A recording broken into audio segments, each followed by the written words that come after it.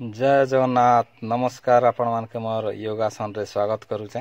आज आपण मानके आमर वृक्षासन रो पंचम अवस्था आपण मानके मुई देखेबी। सेटा आपण माने देखिबे को किन भली आकार रे होउचे सेटा आपण माने देखि करी करबे। आसंतु देखमा किन भलिया होउचे। देखन ए आसनटा एंती करी अभ्यास करबे। ए आसन 30 सेकंड बा ताठारु बेसी समय आपण माने करि पारंती। एटा को प्रत्येक थर 4 थर लेका अभ्यास करबे। एटा गोड़ बदलई करी फास्ट रे मु डाहाणा गोड़ आंटू भांगी की ठिया आइची, तापरे बाम गोड़ ठिया हेबी। एटा प्रत्येक थर 4 थर लेका अभ्यास करिवे।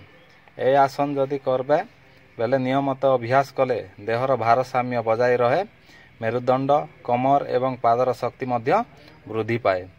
तेणु आपण माने ए व्यायाम को सदा सर्वदा जारी रखंतु एवं शरीरर भारसाम्य बजाय रखंतु। मो चैनल जदि आपण मानकु भल लागला ताहले लाइक करंतु, कमेंट करंतु, सब्सक्राइब करंतु। रहूची नमस्कार।